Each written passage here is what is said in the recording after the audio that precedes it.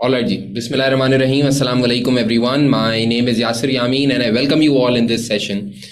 मेरे प्यारे बच्चों, आज के सेशन के अंदर भी हम एक ऐसे एरिया की प्रैक्टिस करने जा रहे हैं जिसके अंदर अक्सर स्टूडेंट्स जो है ना थोड़ा सा डिस्कम्फर्ट शो करते हैं और उनको लग ये रहा होता है कि यार पता नहीं इस टॉपिक की वजह से कहीं पेपर ख़राब ना हो जाए, पता नहीं हम इसमें हैं अच्छे या नहीं है, पता नहीं हमारी स्किल लेवल इसमें कैसी है।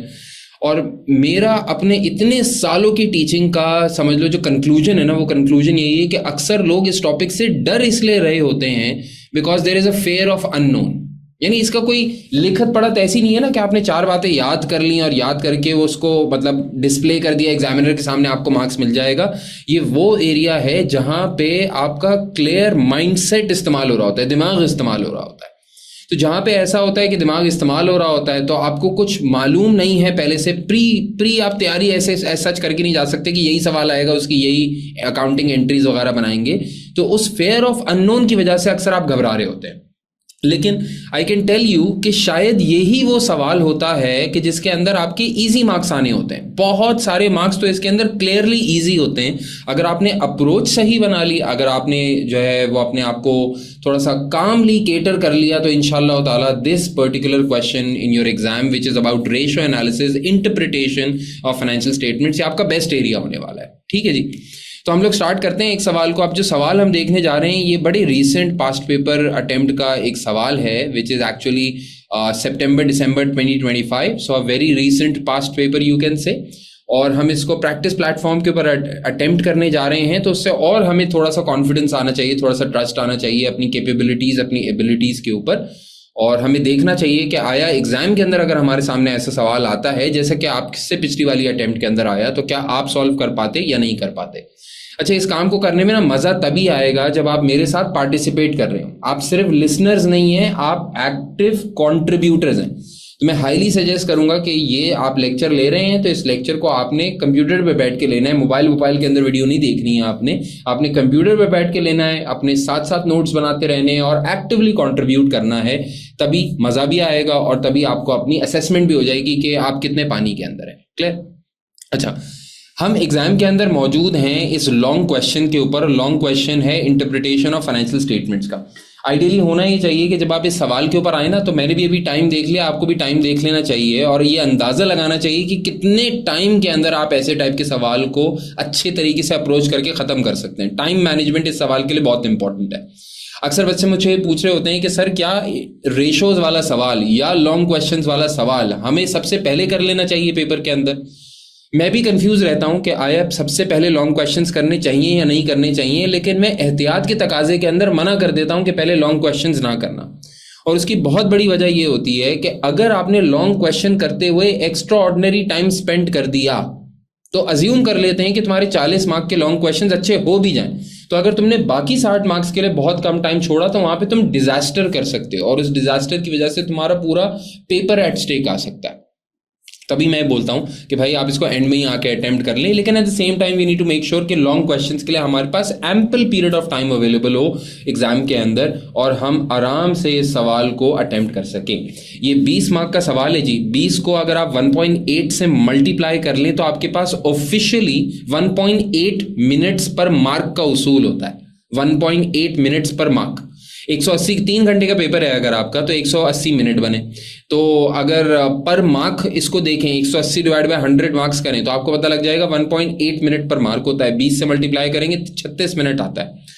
मैं कहता हूँ अनरियलिस्टिक है आपके लेवल के ऊपर 36 मिनट में आप पूरा सवाल कर लें रेशोज वाला। मैं आपको कहता हूँ आप 36 के बजाय 45 को प्लान कर लें, आप 50 को प्लान कर लें। आप प्लान कर लें, बस प्लान करके चलें, क्योंकि जितना टाइम आप यहाँ ज्यादा लगाएंगे आपको कहीं और से स्किप भी करना पड़ेगा, कहीं और से तेज भी चलना पड़ेगा बाकी पेपर के अंदर, और इंटायरली पेपर डुएबल होता है। अगर आपने 100 मार्क का पेपर अटेम्प्ट कर लिया तो ये क्रिस्टल क्लियर है कि इंशाअल्लाह ताला अल्लाह के हुक्म से आपका पेपर निकलना ही निकलना है। यानी पेपर पूरा अटेम्प्ट करना बहुत ज्यादा वायबल सोल्यूशन है। तो दिमाग में रखते हुए जरा सवाल को देखते हैं। अच्छा, इस सवाल के अंदर अगर आप देखें तो टोटल 20 मार्क्स का सवाल है। 3 पार्ट्स के अंदर ये सवाल टूटा हुआ है, सही, A part, B part, C part. अच्छा, इसके अंदर अगर पहले 7 मार्क अगर आप देखें तो ये इजीएस्ट मार्क्स हैं आपके पेपर में। एग्जामिनर कह रहा है ए पार्ट के अंदर calculate using the pre formatted response provided ये जो प्री फॉर्मेटेड रिस्पॉन्स की बात कर रहा है ना, वो ये बात कर रहा है। ये आपको ऑलरेडी एग्जामिनर ने कैलकुलेशन करने के लिए फॉर्मेट प्रोवाइड किया हुआ है, प्री पॉपुलेटेड है। तो कह रहा है भाई, pre formatted response provided and ignoring coral companies foreign exchange difference, the following ratios for coral company and Reef company. दो कंपनीज हैं, एक का नाम जी कोरल है और एक का नाम जी रीफ है।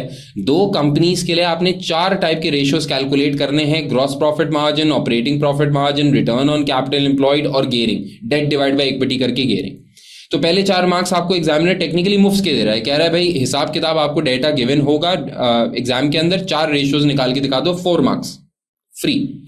फिर एग्जामिनर कहता है अगले 3 मार्क्स के लिए, calculate the foreign exchange difference and using the pre formatted response provided, recalculate Coral companies. Note कीजिएगा, सिर्फ कोरल कंपनी के बारे में बात की जा रही है। Using the pre formatted response provided, आप नीचे जाके देखें, एक और जगह पे आपको कुछ प्री फॉर्मेट लिख के दिया हुआ है। सिर्फ कोरल कंपनी के लिए आप दोबारा रेशियोज कैलकुलेट कर लिए, ये 3, after accounting it for the foreign exchange differences जो इसके सवाल के अंदर गिवन होंगे। तो मैं अगर आपकी जगह पेपर के अंदर हूं, 7 मार्क्स क्रिस्टल क्लियर मार्क्स हैं आपके एग्जाम के अंदर। सबसे पहले तो मैं ये ऑब्टेन करने की कोशिश करूंगा बगैर कोई टाइम जाया किए। तो हम जरा सा सवाल को पढ़ लेते हैं जल्दी जल्दी। एग्जामिनर कहता है जी, Aqua company is a listed company. अच्छा, अभी यहां पे ना 2 कंपनीज का जिक्र चल रहा था, एक थी कोरल कंपनी और एक थी रीफ कंपनी। अब कोई नया नाम एग्जामिनर इस्तेमाल कर रहा है। नया नाम क्या इस्तेमाल किया है? Aqua company. इसका मतलब ये कोई तीसरी कंपनी की बात हो रही है। कह रहे हैं Aqua company is a listed company looking to grow through acquisition. वो ग्रो करना चाहते हैं, लेकिन कंपनीज को एक्वायर कर करके ग्रो करना चाहते हैं। कहते हैं it currently has $5.1 million of access cash available for an investment in one company only. भाई क्या अमीर लोग हैं यार। कंपनी कह रही है भाई हमारे पास 5100 या $5.1 million एक्स्ट्रा पड़ा हुआ है, ज्यादती पड़ी हुई है हमारे पास, भाई खूब पैसा पड़ा हुआ है। और हमने डिसाइड ये किया है क्योंकि हम ग्रो करना चाहते हैं थ्रू एक्विजिशन, तो हम इन्वेस्टमेंट करेंगे एक कंपनी के अंदर only. And Coral Company and Reef Company have been identified as potential targets. अब आपके सामने 2 कंपनीज मौजूद हैं, कोरल और रीफ। आपके पास $5100 मौजूद है, यानी $5.1 million मौजूद है। आप इन दोनों में से कोई एक कंपनी खरीदना चाहेंगे। मुझे आप बताइए, आप जरा सब लोग बताइएगा और एक्टिवली पार्टिसिपेट करना है। आप एक्वा हैं, आपके पास $5.1 million एक्स्ट्रा पड़े हैं, आप कोई एक कंपनी खरीदोगे, या तो कोरल या तो रीफ। इन दोनों में से कौन सी कंपनी खरीदोगे? यानी तुम अपने जरा दिमाग में सोचो कि यार मैं एक कंपनी में पैसा लगाने जा रहा हूं, मैं कोई ऐसी कंपनी खरीदूंगा ना जिसके अंदर XYZ हो। क्या हो? मिसाल के तौर पे आप बोलेंगे सर मैं वो कंपनी खरीदना चाहूंगा जो कि लॉस मेकिंग हो। ऐसा ही है, आप वही कंपनी खरीदना चाहोगे ना जो कि हर प्रोडक्ट बेचने के अंदर लॉस करती हो, या वो कंपनी खरीदना चाहोगे जो कि प्रॉफिट करती हो? बिल्कुल, आपका कॉमन सेंस कह रहा है। देखो, इसके लिए पढ़ाई लिखाई की जरूरत है। कॉमन सेंस कह रहा है भाई मैं वो कंपनी खरीदना चाहूंगा या चाहूंगी जो कि प्रॉफिट के अंदर हो। वो कंपनी हो जिसके पास मिसाल के तौर पे कैश रिजर्व्स इतने मौजूद हों कि उनका वर्किंग कैपिटल सही चल जाता हो।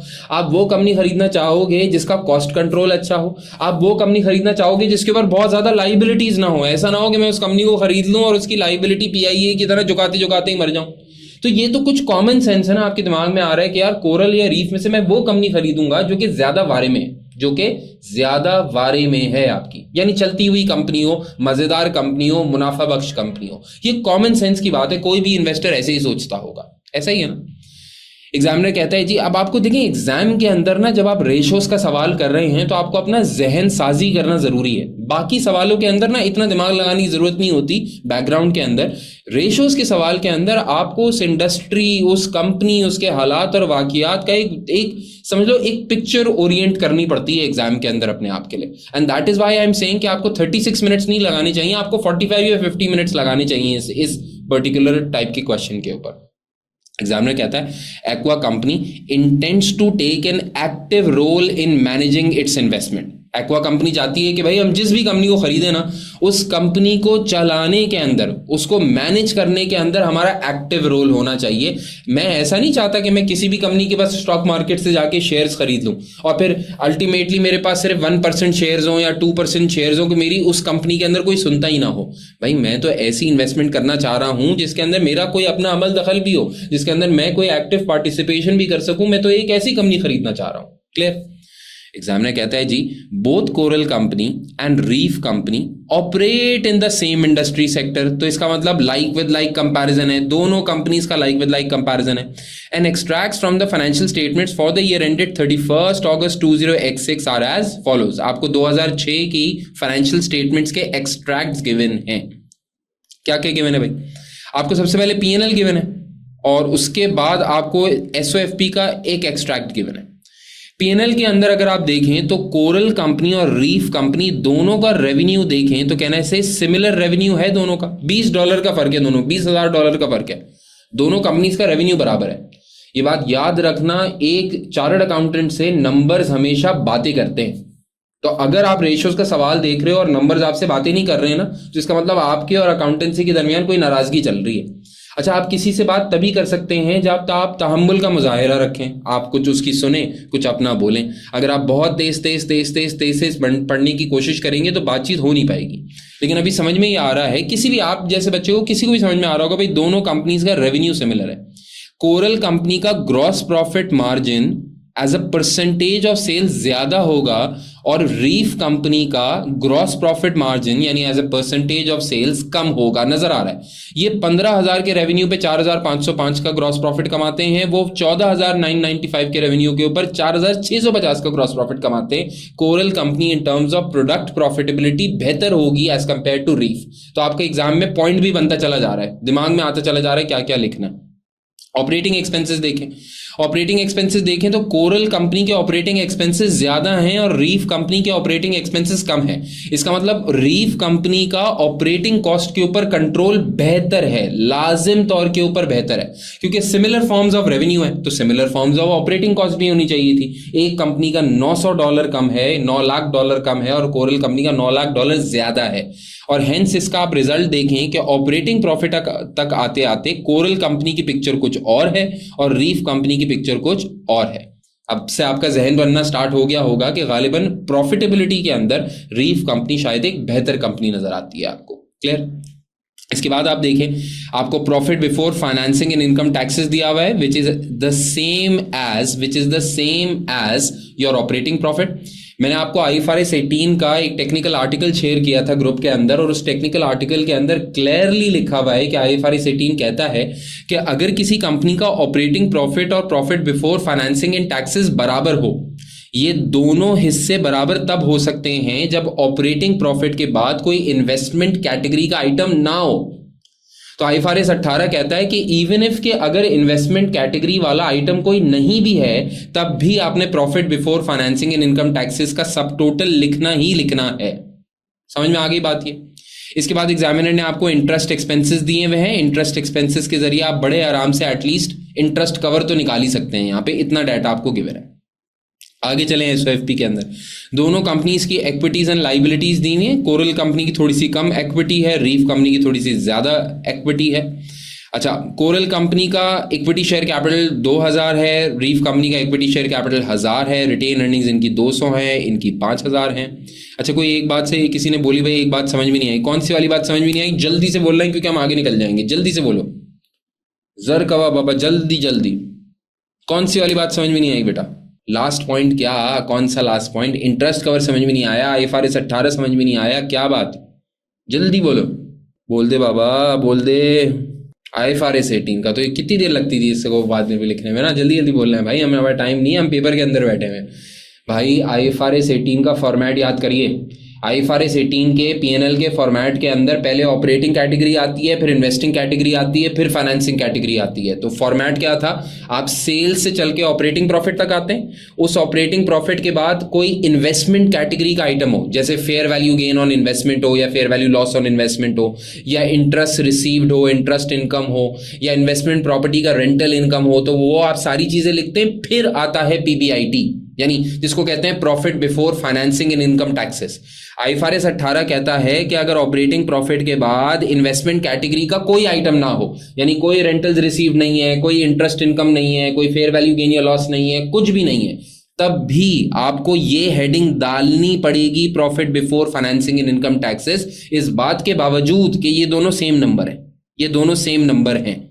आपको लाजिम तौर के ऊपर ये सब टोटल दिखाना जरूरी है, सब टोटल दिखाना जरूरी है। क्लियर हो गया भाई? जल्दी से बोलो हाँ या ना, सारे मिलके बोलो भाई। क्लियर हो गया भाई बात? आगे बढ़ जाते हैं भाई। इसके बाद अगर आप एसओएफपी का एक्सट्रैक्ट देखें तो हम इक्विटीज के ऊपर बात कर रहे थे, सिमिलर इक्विटी लेवल्स हैं दोनों के। कोरल कंपनी की बात करें तो कोरल कंपनी के पास नॉन करंट लाइबिलिटीज हैं। इनके पास एक 8% का लोन नोट है, 8% का लोन नोट है, 5,000 यानी $5 मिलियन का इन्होंने लोन नोट लिया हुआ है, जिसके ऊपर 8% ये इंटरेस्ट अक्रू करते हैं, देते हैं मतलब। और रीफ कंपनी के पास सिर्फ 2,000 का लोन नोट है, यानी अगर आप लॉजिकली सोचें तो इनका गियरिंग प्रेशर रीफ कंपनी का कम है और कोरल कंपनी का गियरिंग प्रेशर ज्यादा है। मुझे बताइए सब लोग यहां तक बात सबको समझ में आ जाती है? जल्दी जल्दी बोलेंगे भाई हाँ या ना। क्लियर हो गया? अब मेरे प्यारे बच्चों, अगर आपको यहां तक बात समझ में आ जाती है ना, तो मैं आपकी जगह अगर पेपर के अंदर होता तो मैंने पीएनएल बैलेंस शीट पढ़ लिया। इतना डेटा मौजूद है कि कम से कम ये 4 रेशोज में फिल फॉर निकाल सकता हूं। ये वाले मार्क्स मैंने छोड़ने ही नहीं है, तो मैं आगे सवाल नहीं पढ़ रहा, बल्कि मैं सबसे पहले एक काम ये कर रहा हूं कि ये ए पार्ट 4 मार्क के लिए पहले कर लेता हूं। तो जरा मेरी हेल्प करिए, मुझे दोनों कंपनीज के लिए रेशोज निकालने हैं।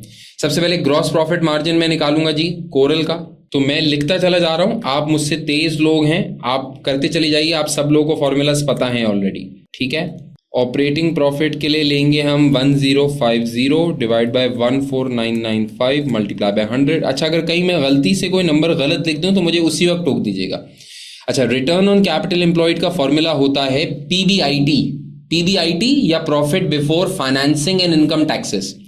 अच्छा, मैंने आपको लास्ट टाइम आपके ग्रुप के अंदर आईएफआरएस 18 का एसीसी का आर्टिकल भेजा था, जिसके अंदर एग्जामिनर ने कहा था कि जब बच्चे रिटर्न ऑन कैपिटल एम्प्लॉयड निकालने जाएं तो वो profit before financing and income taxes ही इस्तेमाल करें।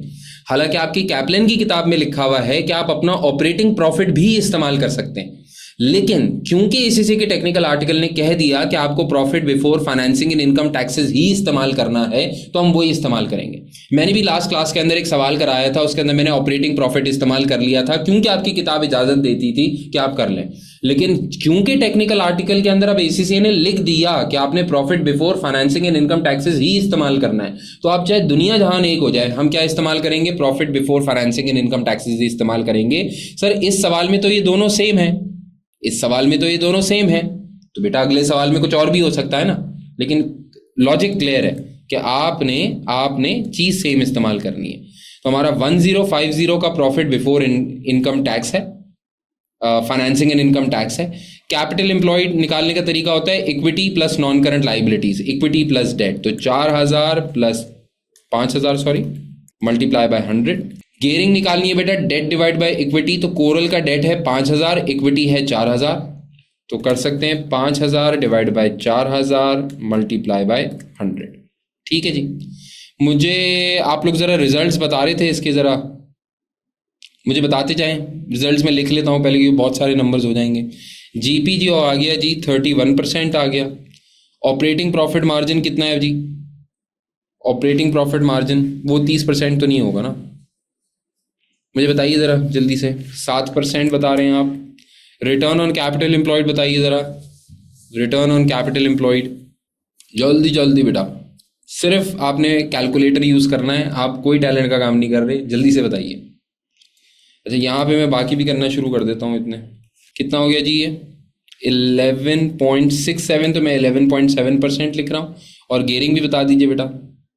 गियरिंग इज 125%, माशाल्लाह। डेट ज़्यादा है, इक्विटी कम है, नज़र भी आ रहा है, डेट ज़्यादा है और इक्विटी कम है। रिटर्न ऑन कैपिटल एम्प्लॉयड बताइए जी।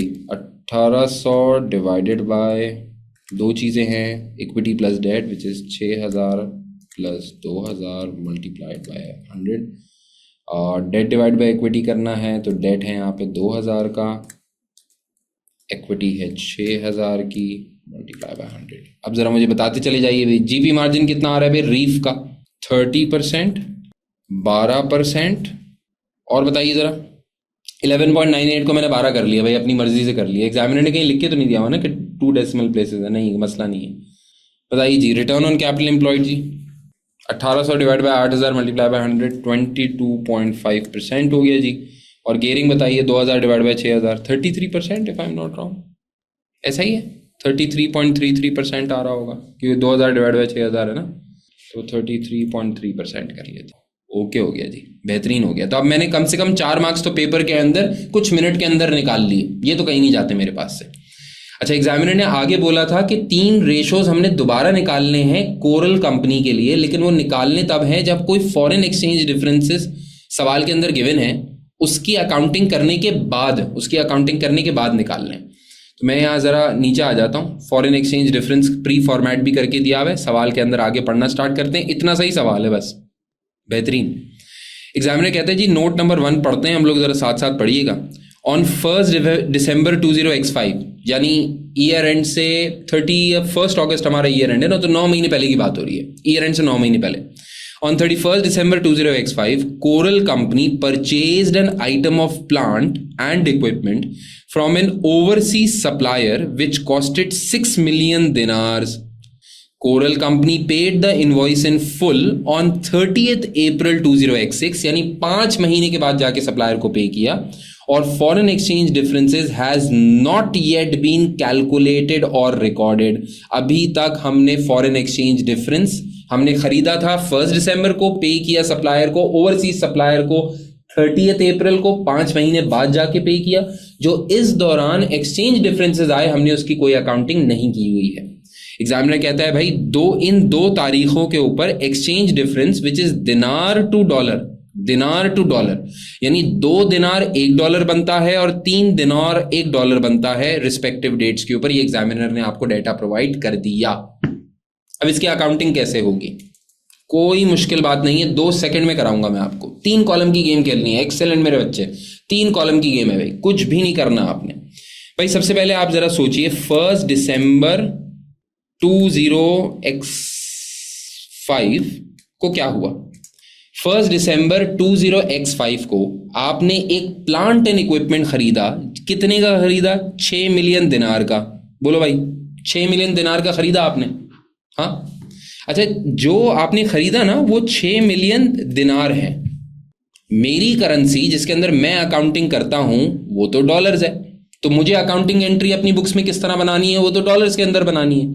तो मुझे दिनार को क्या करना पड़ेगा, डॉलर्स में कन्वर्ट करना पड़ेगा। जिस दिन हमने प्लांट खरीदा, मेरे प्यारे बच्चों गौर से देखना, जिस दिन हमने प्लांट खरीदा उस दिन 2 दिनार $1 के बराबर थे, 2 दिनार $1 के बराबर थे। अब जरा कॉमन सेंस से सोचो, एक्सचेंज रेट मेरे पास क्या है बेटा 2, दिनार को डॉलर में कन्वर्ट करना है तो मल्टीप्लाई करेंगे या डिवाइड करेंगे? कॉमन सेंस से सोचना बेटा, कोई रॉकेट साइंस में पढ़ने की जरूरत नहीं, कॉमन सेंस। 2 दिनार $1 है, तो यानी दिनार बड़ा है और डॉलर छोटा है, 2 दिनार $1, तो बड़े नंबर से मेरे को छोटे नंबर पे आना है। तो अगर कभी भी बड़े नंबर से छोटे नंबर पे आना हो तो 2 से मल्टीप्लाई करना चाहिए या डिवाइड करना चाहिए? कॉमन सेंस है, मतलब मैं तो कोई आपको फाइनेंशियल मैनेजमेंट पढ़ा ही नहीं रहा, कॉमन सेंस इस्तेमाल करें। ऑब्वियस सी बात है सर, हम भी पढ़े लिखे लोग हैं, हमें पता है डिवाइड करना है। तो इसका मतलब ये हुआ कि आप कहना चाह रहे हैं 6 मिलियन दिनार वाला प्लांट डॉलर के अंदर हमको पड़ा होगा कितने का? $3 मिलियन का। ऐसा ही है भाई, मानते हैं सब लोग इस बात को। अच्छा, इसकी अकाउंटिंग एंट्री क्या बनी होगी उस दिन? आपने प्लांट डेबिट किया होगा 3 मिलियन से और पेबल्स को क्रेडिट किया होगा 3 मिलियन से। मानते हैं आप लोग इस बात को? सब लोग मुझे बता दें जरा, यही किया होगा भाई आपने, प्लांट डेबिट किया होगा, पेबल क्रेडिट किया होगा, उस दिन पैसे तो दिए नहीं है आपने, ऐसा ही है। अब भाई अल्लाह का करना क्या हुआ कि आपने सप्लायर को जो पेमेंट की है, अभी देखो मैंने कॉलम नहीं बनाए, मैंने ऐसे ही कर लिया, अपना टाइम बचाने के लिए किया है। सर अगर मैं कॉलम बना के करूं भाई 100% जैसे चाहो करो यार, कोई नहीं पकड़ने वाला तुमको, लेकिन कॉलम बनाने के मार्क्स नहीं थे, मैंने अपना वक्त बचा लिया। हाँ अच्छा, 30th April x6 को मैंने सप्लायर को करी है पेमेंट। सप्लायर को मुझे कितनी पेमेंट करनी थी बाय द वे? सप्लायर को मैंने कितनी पेमेंट करनी थी? कितने का वाला प्लांट खरीदा था उससे, ओवरसीज सप्लायर से? अब कोई बच्चा बोलेगा सर आपने $3 मिलियन का ओवरसीज सप्लायर से सामान खरीदा था। नहीं बेटा, मैंने उससे 6 मिलियन दिनार वाला प्लांट खरीदा था। मुझे उसको पेमेंट 6 मिलियन दिनार करनी है। डॉलर तो मेरे लिए है, मैंने उसको पेमेंट करनी है 6 मिलियन दिनार। और जिस दिन पेमेंट करने गया उस दिन एक्सचेंज रेट कितना हो चुका हुआ था? 3 हो चुका हुआ था। तो अगर मैं इसको इक्विवेलेंट डॉलर्स के अंदर कन्वर्ट करूं तो क्योंकि दिनार टू डॉलर का रेट बढ़ गया था तो 6 मिलियन डिवाइड बाय 3 करेंगे तो ये सिर्फ 2 मिलियन दिनार बना। सॉरी, $2 मिलियन बना। मानते ही नहीं मानते आप लोग इस बात को? सब लोग बताइए मुझे। मैंने जिस दिन उसको 6 मिलियन दिनार की पेमेंट करी, जब अपनी करेंसी को दिनार में कन्वर्ट कराया तो 2 मिलियन में 6 मिलियन दिनार आ गए। 2 मिलियन में 6 मिलियन दिनार आ गए। अकाउंटिंग एंट्री क्या बनी होगी? पेएबल्स हमने पूरा डेबिट किया होगा 3 मिलियन से, जो पहले क्रेडिट किया था पेएबल्स, अब वो पूरा डेबिट कर दिया होगा 3 मिलियन से। इसके अगेंस्ट हमने कैश पे किया होगा, कैश क्रेडिट या बैंक क्रेडिट हुआ होगा $2 मिलियन का। अब 3 मिलियन से पेएबल्स डेबिट हो रहा है, कैश 2 मिलियन से क्रेडिट हो रहा है, तो बीच में आपको $1 मिलियन का एक्स हो गया होगा। $1 मिलियन का क्या हो गया होगा? फॉरेक्स का गेन हो गया होगा, जो कि पीएनएल में जाना चाहिए। बताइए, मानते हैं सब लोग? नहीं मानते? $1 मिलियन का आपको गेन हो गया होगा। एग्जामिनर कह रहा है भाई कोरल कंपनी के पास बताइए कि फॉरेन एक्सचेंज डिफरेंस कितना आया, जिसकी उसने अकाउंटिंग नहीं की हुई थी। हमने बोला भाई इनके पास एक्सचेंज डिफरेंस था $1 मिलियन का, which had not been accounted for. ये आपने लिखना नहीं है एग्जाम के अंदर, मैं आपकी तसल्ली के लिए लिख रहा हूं। क्लियर? अच्छा, ये $1 मिलियन का एक्सचेंज गेन अकाउंटेड फॉर नहीं था। जब मैं इसको अकाउंट फॉर करूंगा तो क्या होगा? तो वही बोले, once it is accounted for. मुझे बताइए इनके पीएनएल बैलेंस शीट पे क्या फर्क पड़ेगा जब एक्सचेंज गेन को अकाउंट फॉर कर लूंगा? Once it is accounted for the profits, या ऐसे कर लेता हूं, the operating profit of Coral shall increase by $1 million. अच्छा, आप सब लोग समझदार हैं बेटा। किसी ने बोला मार्जिन विल इंक्रीज, इसका मतलब प्रॉफिट विल इंक्रीज। मार्जिन भी इतनी ज्यादा मैं बात इसलिए नहीं कर रहा क्योंकि उसने निकलवाना ही मुझसे ऑपरेटिंग प्रॉफिट मार्जिन है, तो मैं ग्रॉस प्रॉफिट में नहीं लेके जाऊंगा इसको, मैं ऑपरेटिंग प्रॉफिट बढ़ाने की बात करूंगा, फाइनल प्रॉफिट बढ़ाने की बात करूंगा। ऐसा ही है। अच्छा, मुझे जरा कॉमन सेंस से सोच के बताओ, जब मेरा ऑपरेटिंग प्रॉफिट बढ़ जाएगा तो ऑपरेटिंग प्रॉफिट बढ़ने की वजह से profit before financing and income taxes भी बढ़ जाएगा। ऐसा ही है, profit before financing and income taxes shell also increase. ऐसा ही है भाई, ये सब मैं आपके लिए लिख रहा हूं, आपको एग्जाम में लिखने की जरूरत नहीं है। दूसरी बात ये, अगर आप सोचें तो इनकी रिटेन अर्निंग भी बढ़ जाएगी। इनकी रिटेन अर्निंग भी बढ़ जाएगी इस साल की। भाई अभी की रिटेन अर्निंग के अंदर ये वाला प्रॉफिट शामिल होगा। जब प्रॉफिट ही बढ़ जाएगा तो रिटेन अर्निंग भी बढ़ जाएगी भाई। तो मैं यहां लिख देता हूं भाई आपकी तसल्ली के लिए, आप समझ गए, आप लोग समझदार लोग हैं। Retained earnings shall also increase. ठीक हो गया भैया बात? ओके हो गया। अब मेरे प्यारे बच्चों, मुझे यहाँ पे एग्जामिनर कह रहा है कि अगर मार्क्स चाहिए हैं तो जरा कोरल कंपनी के ये 3 रेशोज दोबारा निकालो with foreign exchange difference included. तो मुझे 3 रेशोज कोरल के लिए दोबारा निकालने हैं, आप लोग जरा खुद से निकालिए। 1050 का ऑपरेटिंग प्रॉफिट था, अब इसमें 1000 ऐड हो गया होगा, डिवाइड बाय सेल्स करेंगे 14995 multiply by 100। Return on capital employed की बात करूं तो पहले 1050 था, अब इसमें 1000 ऐड हो गया होगा। डिवाइड करेंगे कैपिटल एम्प्लॉयड से। कैपिटल एम्प्लॉयड होता है equity plus long term debt. अच्छा, इनकी इक्विटी अब 4000 के बजाय 5000 हो गई होगी, मानते हैं ना आप लोग? और नॉन करंट लाइबिलिटीज वही रही होंगी 5000। Gearing divide by debt divide by equity करें तो गेयरिंग होगी 5000 डिवाइडेड बाय इक्विटी, इक्विटी भी 5000 हो गई होगी, अब मल्टीप्लाई बाय 100।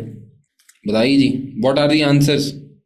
पहला वाला 13.6, अच्छा 13.7 कह रहा है कोई, 13.7 लिख देता हूं मैं, या 14 व्हाटएवर।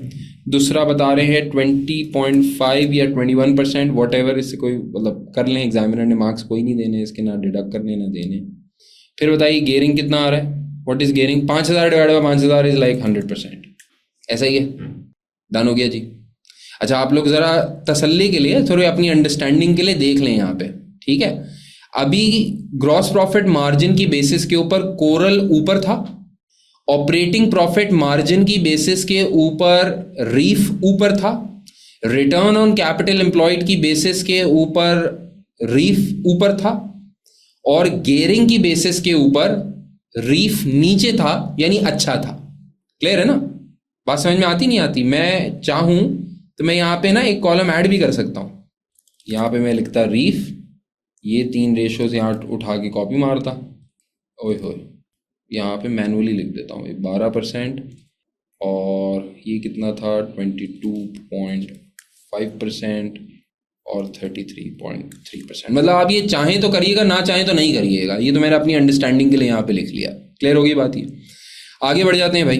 अच्छा, अब हमने 7 मार्क्स ले लिए हैं बाय द वे यहाँ, यानी अच्छे खासे मार्क्स हम सवाल में से ले गए ऑलरेडी, ठीक है ना? एग्जामिनर कहता है जी, analyse the performance and position. Performance analysis भी करनी है, यानी पीएनएल एनालिसिस भी करनी है, पोजीशन एनालिसिस यानी बैलेंस शीट एनालिसिस भी करनी है of the potential acquisition targets. पूरी 2 कंपनीज को कट्टा छट्टा निकाल दें, इनका परफॉर्मेंस भी पोजीशन भी। और कहते हैं इसके अंदर एक्सप्लेन वेदर एक्वा कंपनी हम है, whether Aqua company would exert control over its investment. वो कह रहे हैं हम पैसा लगाएं कोरल में या रीफ में, क्या दोनों कंपनीज के अंदर हमारे पास कंट्रोल आ जाएगा या नहीं आ जाएगा, ये क्लैरिफाई करें। And conclude with a clear recommendation. इस बार आपको सवाल के अंदर एग्जामिनर कह रहे हैं मुझे क्लियर रिकमेंडेशन दें, which company to invest in, which company to invest in. तो जाहिर सी बात है आप बताएंगे कि भाई कौन से कोरल में इन्वेस्ट करें या रीफ में इन्वेस्ट करें और क्यों इन्वेस्ट करें, दोनों बातें बतानी है आपने। क्लियर? अच्छा, मैं आपसे बोलूंगा, देखिए मैं तो जो है ना मार्क्स ओरिएंटेड आदमी हूं, तो मैं आपको बोलता कि अगर आप एग्जाम के अंदर मौजूद हैं और अगर आपको टाइम प्रेशर ऑलरेडी फील होना स्टार्ट हो गया है, तो जो चीज आप आसानी से कर सकते हैं ना वो पहले कर लें। मिसाल के तौर पे एग्जामिनर यहाँ पे आपसे पूछ रहा है explain whether Aqua company would exert control over its investment और नॉट। ये इस बात का जवाब देना है आपने सवाल के अंदर। इस बात का जवाब ना अगर आप थोड़ा सा सवाल के ऊपर गौर करते तो आप बड़े आराम से जवाब दे सकते थे। देखें आप नोट नंबर 4 के ऊपर आइएगा। नोट नंबर 4, एग्जामिनर कह रहे हैं द पोटेंशियल प्राइसेस पर शेयर दैट एक्वा कंपनी में pay for each of the companies $1 shares are estimated as follows. Coral company को खरीदने के लिए हमें $6 पर शेयर देना पड़ेगा और रीफ कंपनी को खरीदने के लिए हमें $6.25 पर शेयर देना पड़ेगा। भाईजान हेलो, आपके पास पैसे कितने हैं? याद है आपको पैसे कितने पड़े थे आपकी जेब में? 5.1 मिलियन यानी 5100। अब अगर आप कॉमन सेंस से सोचें, मैं यहाँ पे जो है ना थोड़ी सी जगह बना रहा हूँ अपने लिए। कंट्रोल और नॉट लिख दिया मैंने, हेडिंग डाली कंट्रोल और नॉट। पहला ऑप्शन क्या है? कोरल खरीदो। अगर आपने कोरल खरीदी तो आपकी जेब में 5100 होंगे। अगर आप चाहें तो 3 जीरो और लगा ले, पूरा 5100 हो जाएगा। ठीक है। अगर आपने कोरल कंपनी को खरीदने की कोशिश करी तो आपकी जेब में होंगे $5.1 मिलियन। आप इसको डिवाइड करें, कोरल कंपनी की एक्सपेक्टेड प्राइस है वो है $6। ठीक है, $6।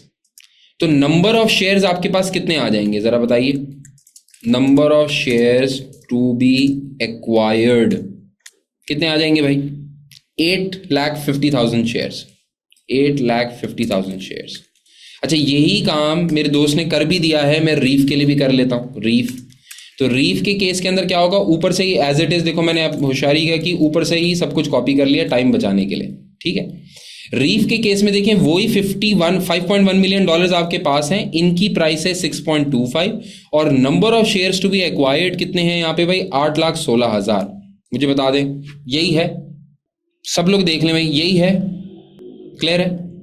अच्छा, मैं आपसे यहाँ कहता हूं आप दोनों केसेस के अंदर होल्डिंग निकालें, कोरल होल्डिंग निकालें और रीफ होल्डिंग निकालें। कैसे निकालेंगे? मुझे कोई बता सकता है कैसे होल्डिंग निकालेंगे? इनके $1 शेयर्स हैं, ये बात याद रखिएगा। $1 शेयर्स हैं इनके।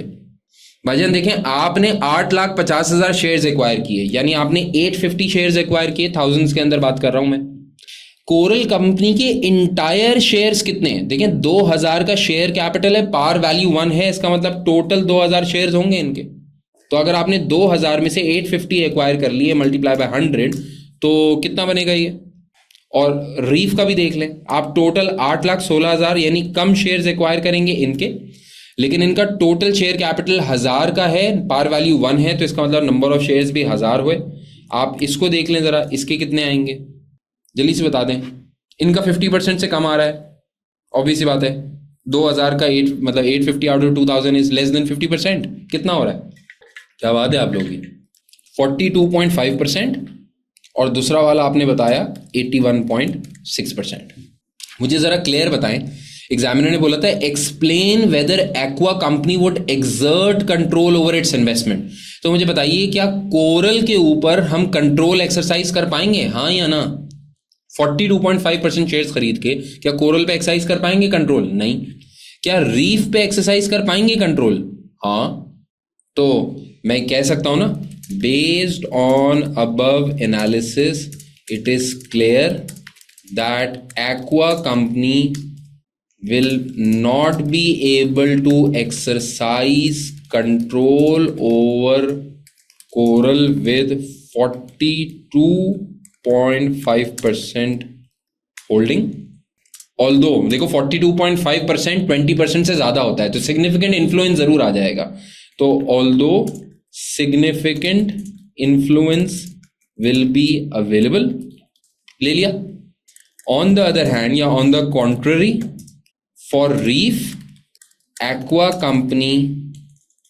company can have holding of 81.6%, which will provide control over net assets of reef company।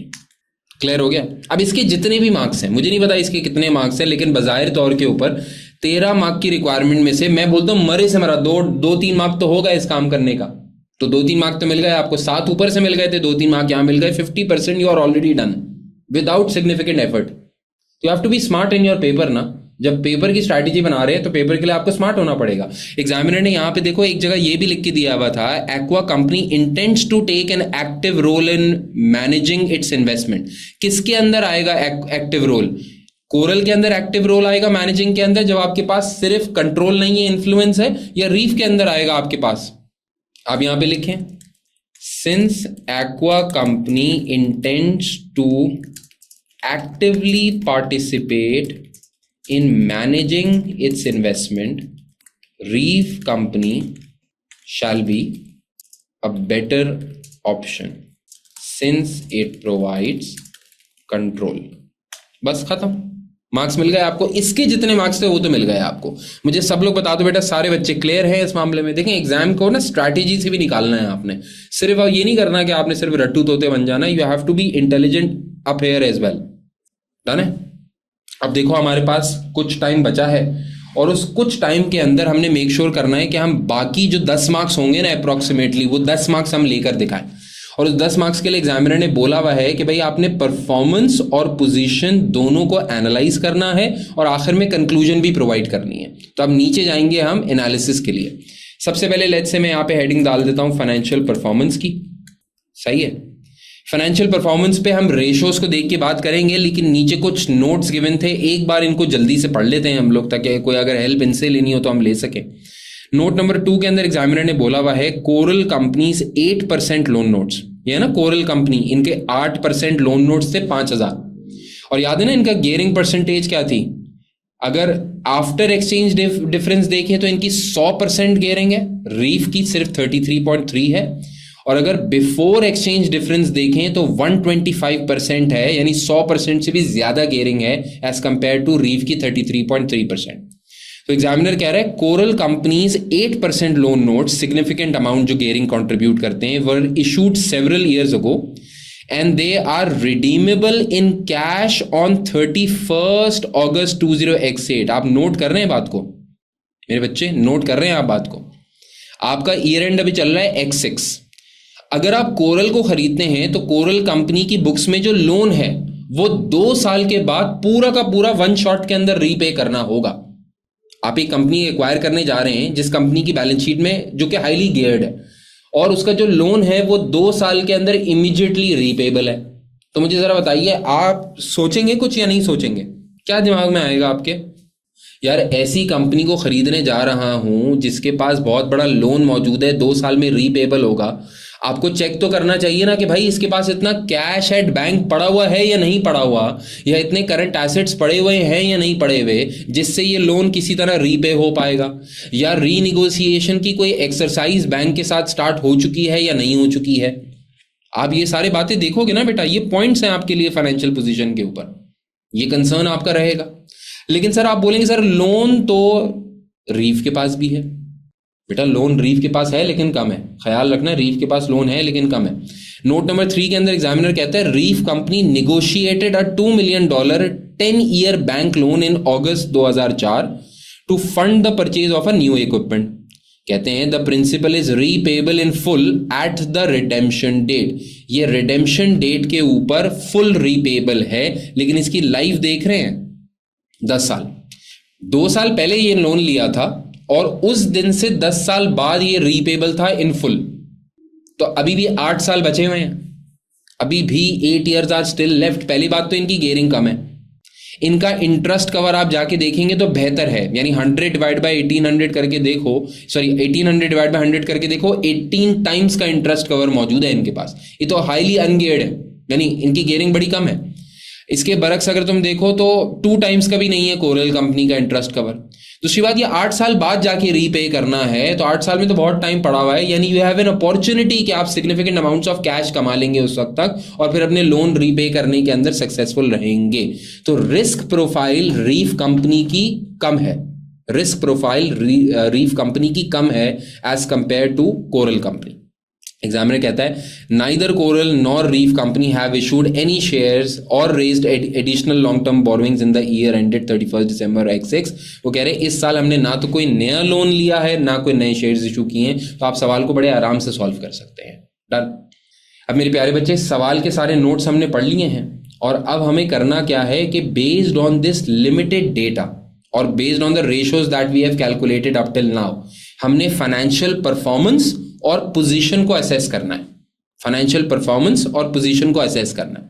अब मैं आपसे चाहूंगा, मुझे बुलेट फॉर्म्स के अंदर मैं लिखूंगा, यहां पे पूरा आंसर ड्राफ्ट कर लेंगे बाद में, लेकिन बुलेट फॉर्म्स के अंदर financial performance of these 2 companies से रिलेटेड कोई बातें बताइए। आप लोग बताइए।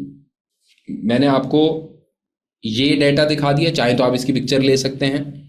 ग्रॉस प्रॉफिट मार्जिन दोनों पार्टीज का देख लें, ऑपरेटिंग प्रॉफिट मार्जिन दोनों पार्टीज का देख लें, रिटर्न ऑन कैपिटल एम्प्लॉयड दोनों पार्टीज का देख लें, और इसी तरह यहां नीचे भी देख लें 13.7 after foreign exchange difference, return on capital employed after foreign exchange difference.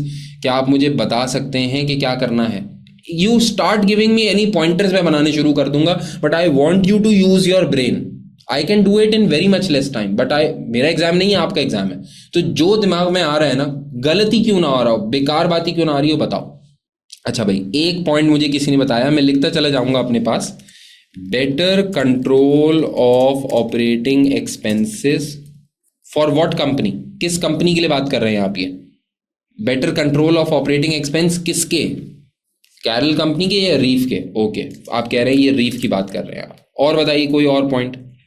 देखिए, आपने रेशियोज तो तकरीबन सारे ही इस्तेमाल करने हैं ना, जो कैलकुलेट किए हैं वो तो सारे इस्तेमाल करने हैं। जो पॉइंट दिमाग में आ रहा है, गलती क्यों नहीं आ रहा, मुझे बता दें, और मैं वक्त ले रहा हूं। Gross profit margin of coral is better. अच्छा, इट इज बेटर, लेकिन कैन आई से it is similar but slightly better? Can I से दिस? तो मैं आपकी बात को थोड़ा सा इम्प्रोवाइज कर लेता हूं। आप कह रहे हैं GP margin of both companies is similar, right, but Coral has slightly better GPM। अच्छा, ये क्यों हो सकता है better gross profit margin? May be due to higher price levels और slightly lower cost of production.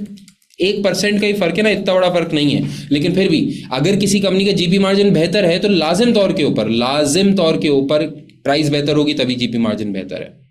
Very good. एक point भाई और मुनीब ने क्लैरिफाई किया। मुनीब ने बोला सर हम ये भी लिख सकते हैं कि अगर आप ऑपरेटिंग प्रॉफिट मार्जिन दोनों कंपनीज का देखें तो पहले कोरल कंपनी का ऑपरेटिंग प्रॉफिट मार्जिन कम था रीफ से, लेकिन जब एक्सचेंज डिफरेंस अकाउंट फॉर कर लेते हैं तो उसका ज्यादा हो जाता है एज कंपेयर टू रीफ से। सर एक पॉइंट तो है ना, बिल्कुल सही कह रहे हैं आप। तो मैं लिख लेता हूँ यहाँ पे, एक पॉइंट आपने ये बताया कि coral company has lesser operating profit margin as compared to Reef. However, once accounting for foreign exchange difference, Coral has higher OPM, operating profit margin, than Reef. Okay मुझे आपकी बात से एक और बात दिमाग में आ रही है, जो फॉरेक्स की वजह से, फॉरेन एक्सचेंज गेन की वजह से जो ऑपरेटिंग प्रॉफिट मार्जिन कैरल का बेहतर आ रहा है रीफ से, डू यू थिंक ये अगले साल भी ऐसा ही रहेगा? डू यू थिंक ये फेयर है कि हम एक्सचेंज डिफरेंस लेके ओपीएम कोरल का बेहतर बनाए और बोले कि देखो कोरल कंपनी बेहतर है?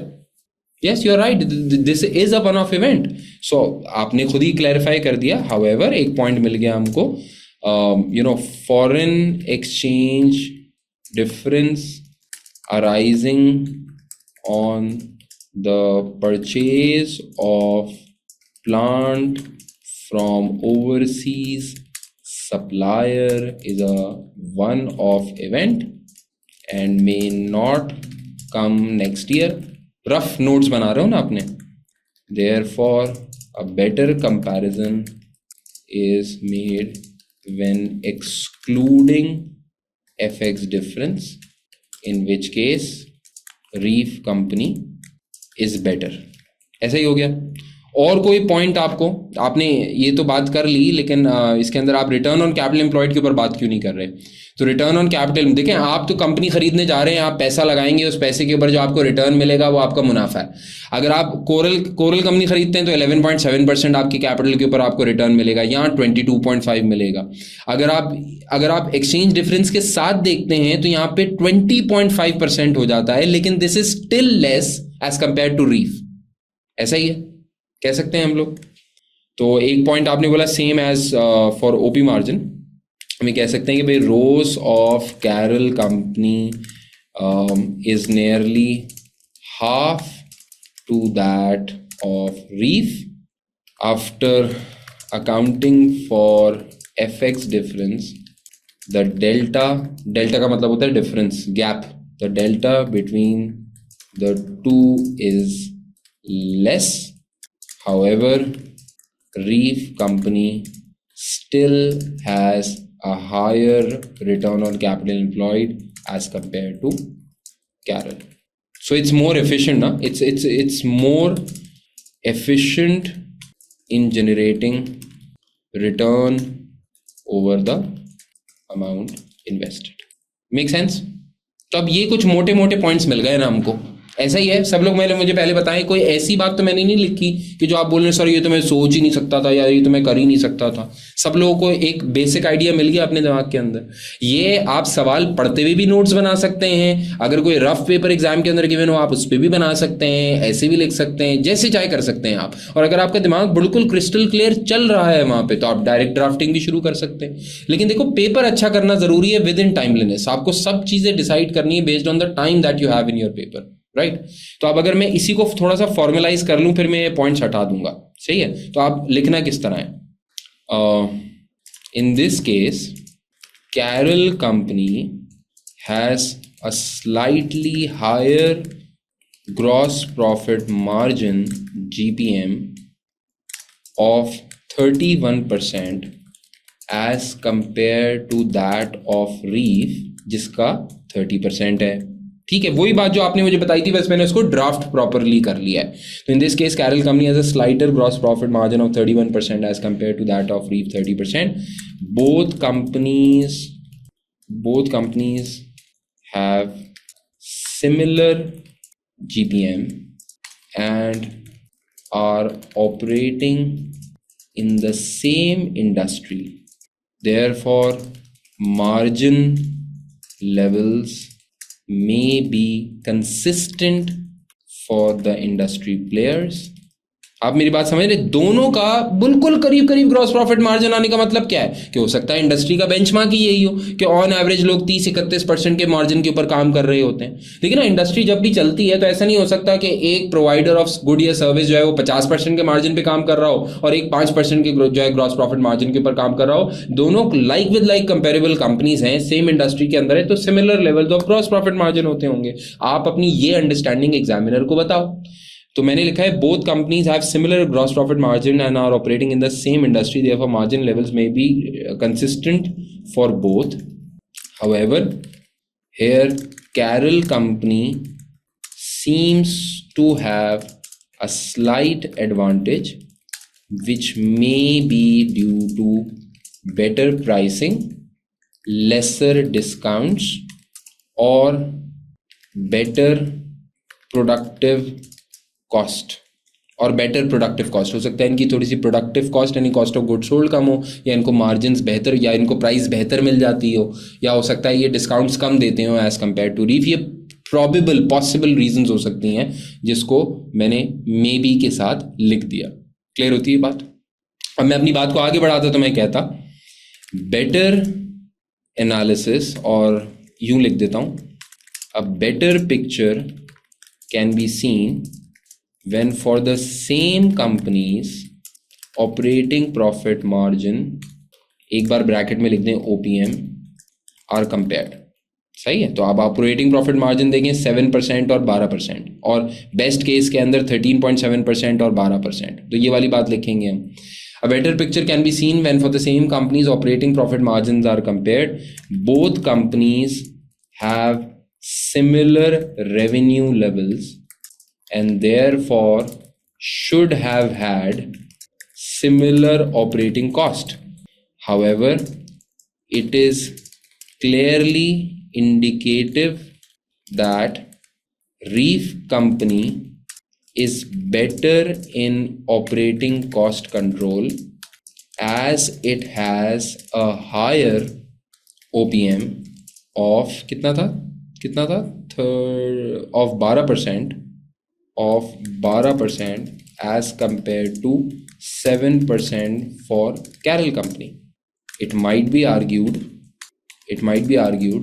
that after incorporating foreign exchange difference, Carroll company is better in OPM at 13.7%. However, it should be noted that the foreign exchange difference arose on the purchase of plant and equipment from an overseas supplier, which shall be a one-off event. Therefore, a better analysis is only when OPMs are compared before foreign exchange differences, which clearly indicates that Reef Company has better operational performance. बात समझ में आ रही नहीं आ रही आप लोगों को? अभी देखिए, मैंने आपकी वाली बातों के अंदर से कहना से यहाँ पे से ये सारी बातें मैंने कंसिडर कर ली हैं। ये सारी बातें जो आपने बताई थी मुझे मैंने कंसिडर कर ली हैं, तो मैं इनको डिलीट कर देता हूँ। ठीक है, पॉइंट हो गया। अच्छा, फिर उसके बाद देखें रोस ऑफ कैरल कंपनी, रोस के ऊपर बात करनी है तो मैं यहाँ पे लिख देता हूँ, further more when return on capital employed is compared, reef company has much better performance with, कितना रोज था भाई इनका? 22.5% रोज, और उनका कितना था? 11.7, with 22.5% rose as compared to 11.7% for Carroll company.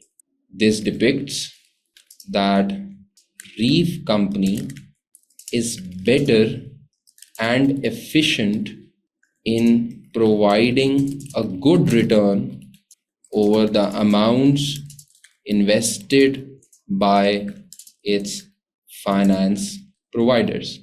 this may be a critical concern for Aqua company since it plans to invest its excess cash for growth purposes. भाई आप ऐसी कंपनी के अंदर ही पैसा लगाना चाहोगे ना जो कि आपकी इन्वेस्टमेंट के ऊपर आपको ज्यादा रिटर्न ला के देती हो, ना कि ऐसी कंपनी के ऊपर जो कि आपको लॉस करके देती हो।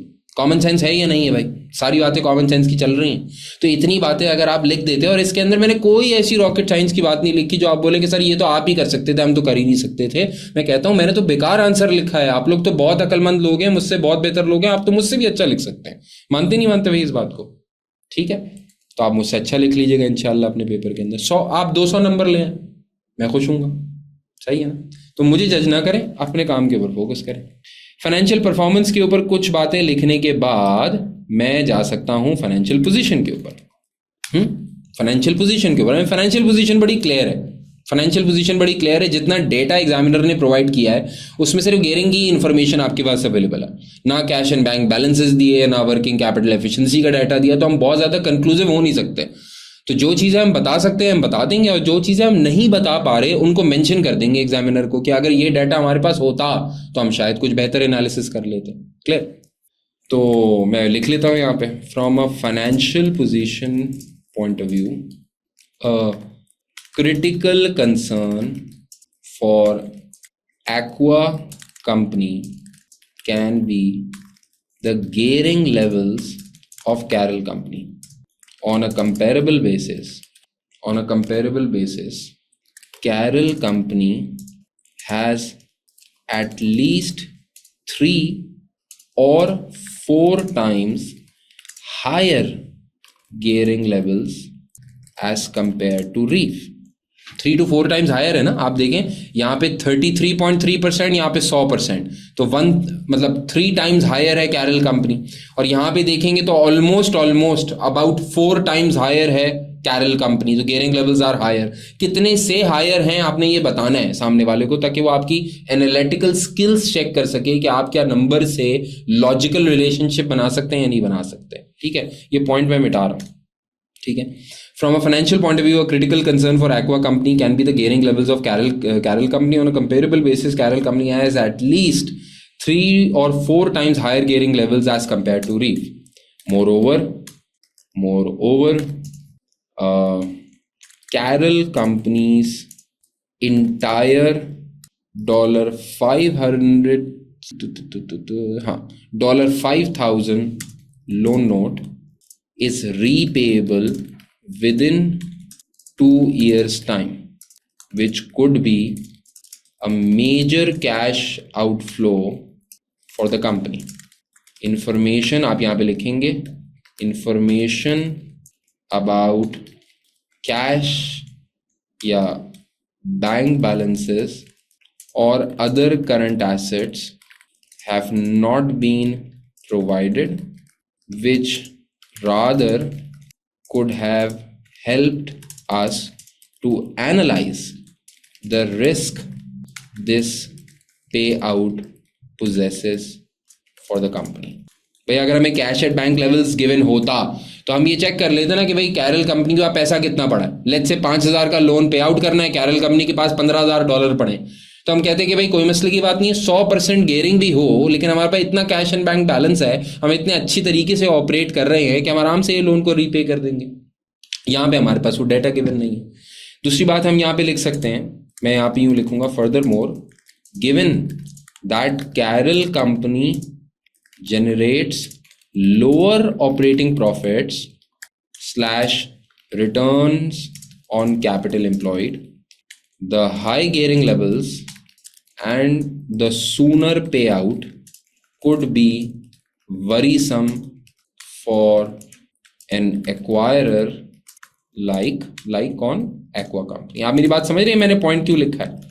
भाई अभी मैंने आपके सामने एक पॉइंट ऑफ व्यू पेश किया कि अगर कैरल कंपनी के पास डेट ज्यादा है और 2 साल बाद रीपेबल है, तो कैश होता तो सही होता, लेकिन कैश होगा कैसे? इनका तो ऑपरेटिंग प्रॉफिट मार्जिन कम है, सिर्फ 7% के ऑपरेटिंग प्रॉफिट पे ये ऑपरेट करते हैं as compare to 12% of Reef company. तो जो कंपनी कम प्रॉफिट जनरेट करती है वो ऑब्वियस सी बात है, वो उसके पास कैश बैलेंसेस भी कम ही होते हैं, बचता ही कम है। हाँ, तो ये एक्वा कंपनी के लिए क्रिटिकल फैक्टर होगा सोचने के लिए। और ऑन द कॉन्ट्ररी आप देखें, on the contrary Reef company has lesser gearing levels only at 33% and repayment due at least after 8 years of time since the year end, from the year end. So it could be seen as a safer investment by Aqua company. Further information like working capital cycle, receivable days, current ratios. Further information would be required to analyze the financial position further using ratios like working capital cycle, receivable days, current ratios, etc. ये वाली बात आपने लिख दी ताकि examiner को लगे कि भाई आप पढ़े लिखे हैं। अगर हमें और डाटा गिवन होता तो हम पता नहीं क्या उखाड़ लेते। ठीक है, अब ना आपके पास करंट लाइबिलिटीज का डाटा गिवन है कि आप ट्रेड पेबल्स देख लें, ओवरड्राफ्ट लेवल्स देख लें, ना आपको इसके अंदर कोई वर्किंग कैपिटल एफिशिएंसी निकालने का डाटा दिया हुआ है। तो जब दिया ही नहीं है तो हम कर कैसे सकते हैं? तो हम कंक्लूसिव डिसीजन ऐसे तो रीच नहीं कर सकते, हम बेहतर डिसीजन ले सकते थे अगर हमें ये डाटा गिवन होता। एग्जामिनर ने कहा था एक तो फाइनेंशियल परफॉर्मेंस के ऊपर बात करना, एक तो फाइनेंशियल पोजीशन के ऊपर बात करना, लेकिन कंक्लूड जरूर करना विद रिकमेंडेशन। तो मैं आपसे बोलता हूं कि मुझे दे दीजिए कंक्लूजन विद रिकमेंडेशन। तो जल्दी बताइए जरा क्या होना चाहिए हमारा conclusion recommendation based on the analysis above. कौन सी कंपनी को खरीदना ज्यादा बेहतर है, कैरल कंपनी या रीफ कंपनी? मेरे ख्याल से it's a very straightforward decision so to से।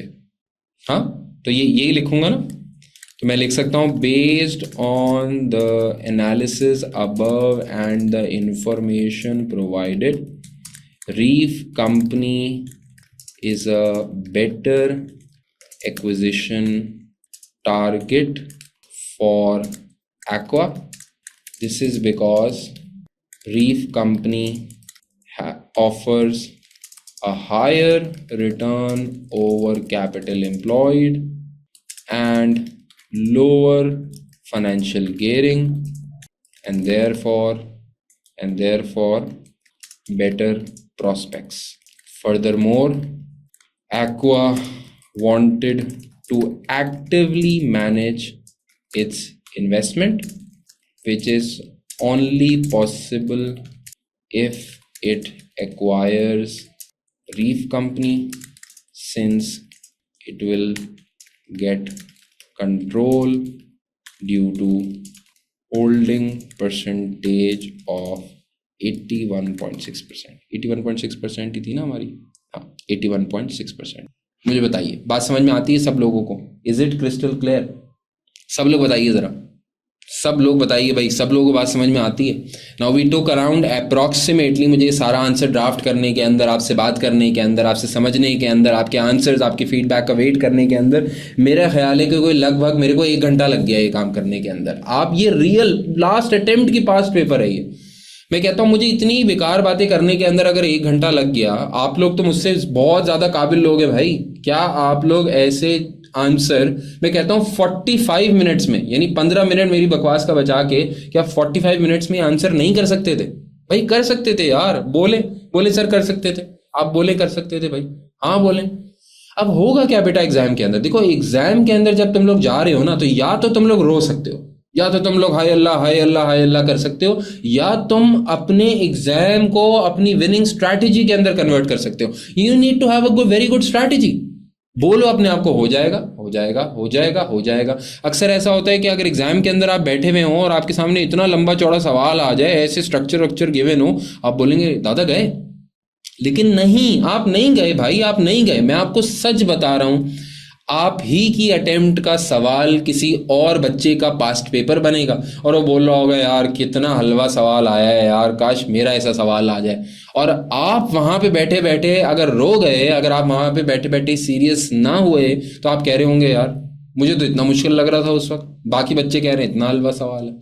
तो मेरे भाई मेरी बहन, मैं आपको सच बता रहा हूँ, आप खुदा के लिए ना घबराइएगा पेपर के अंदर, ना घबराइएगा पेपर के अंदर। You have everything, you have everything.